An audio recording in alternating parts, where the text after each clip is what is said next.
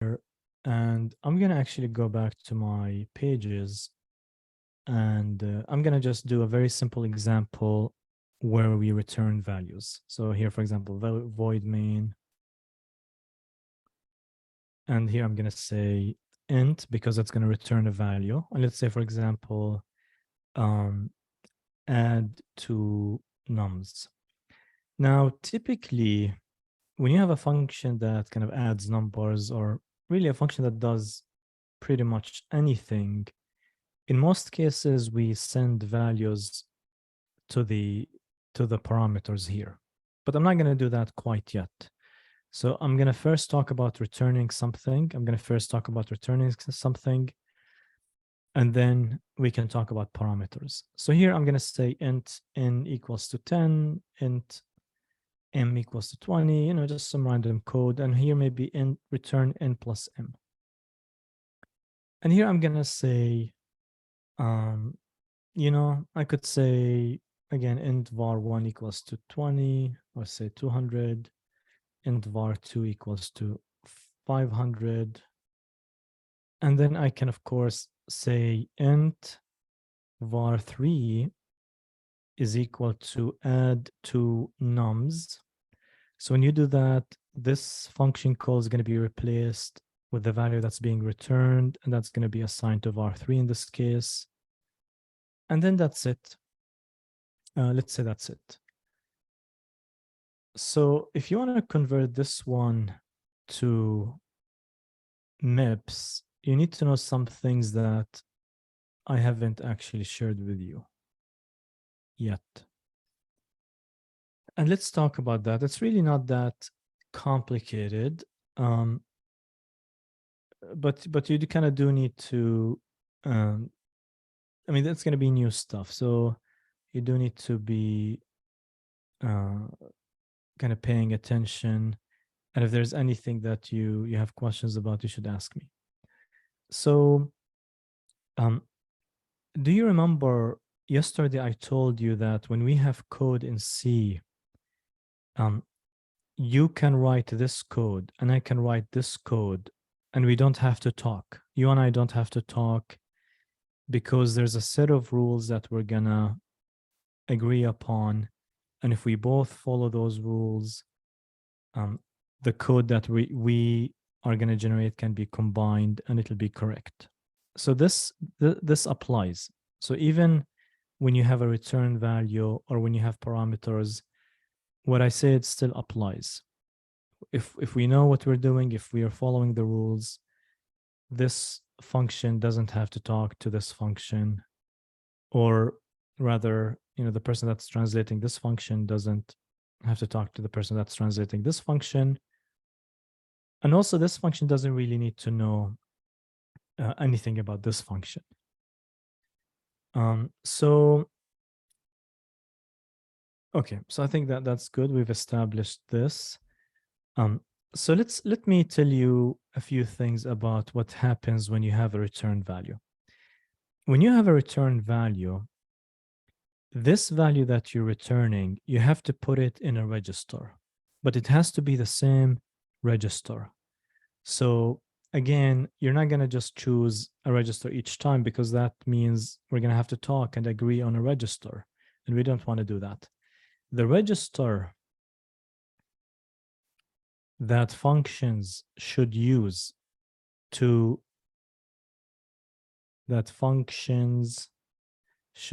return the value, a value, is v0. It's called v0.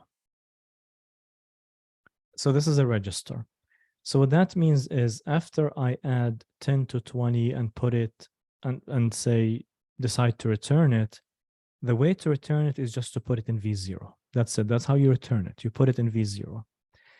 And this function who's calling this one is going to know that after this function executes, the return value is going to be in v0, because that's part of the rules. So if this function returns a value, if any function returns a value, it would have to put the value in v0. And if this function is calling, if this main function is calling another function that's returning a value, then it should know that the returned value is going to be in v0. As simple as that. So here, if you want to convert add to, let's actually convert main first.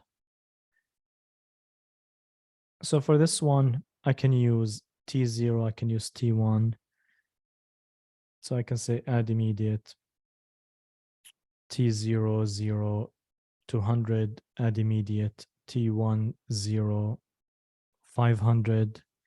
And here I want to do jump and link, and I'm going to jump to add to nums, which actually is going to be somewhere here, add to nums. And after I call this function, I know that the returned value is going to be in v0. And because of that, I can assign it to var3, which happens to be, say, for example, t2. So if I'm going to use t2 for var3, my code is going to be add immediate t2 v0 0. Or maybe add, I mean, it's really the same thing. I actually like to do add in this case. So I know that add to nums is going to return a value. And I know that if it's following the rules, it's going to put the value in v0. And simply I can just take it from v0 and put it in t2. Because I want to use t2 for var3. And that's it. And then I'm going to use v0 to put 10 in it. So this is the same v0 that I've used for syscall. And if you think about it for a few minutes, it actually does make sense, because when you're going to syscall, you can think of it as you're returning to the operating system and you're returning a value and you're putting it in v0. So think about it for a few minutes, kind of not necessarily now, but when you do syscall, you're actually returning to the operating system, and the operating system is going to look at a register and determine what to do, and that register is going to be v0, which kind of makes sense, because usually when you have a function that returns a value, it would have to, I said usually, I should say always, when you have a function that returns a value, always you want to put the return value in v0.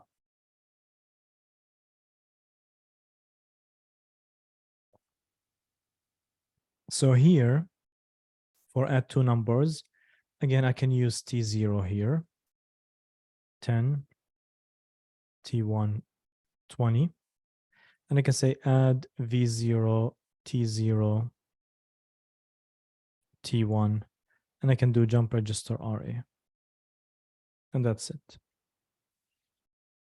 So notice that this function add two nums is going to put the value that it's returning in v0.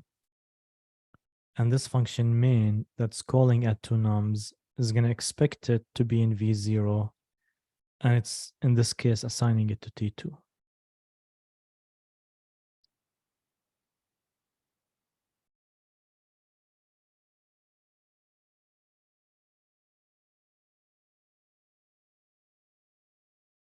All right. Do you have any questions about this?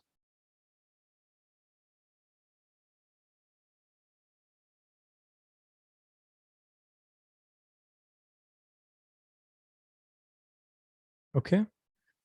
So, of course, this function could call another function. That's perfectly fine. Even if the other function is returning a value like v0, that's perfectly fine. Yeah. So I don't think we need to do another example here.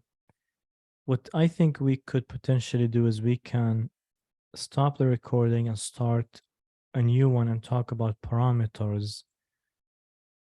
And that part, the parameter, is going to be more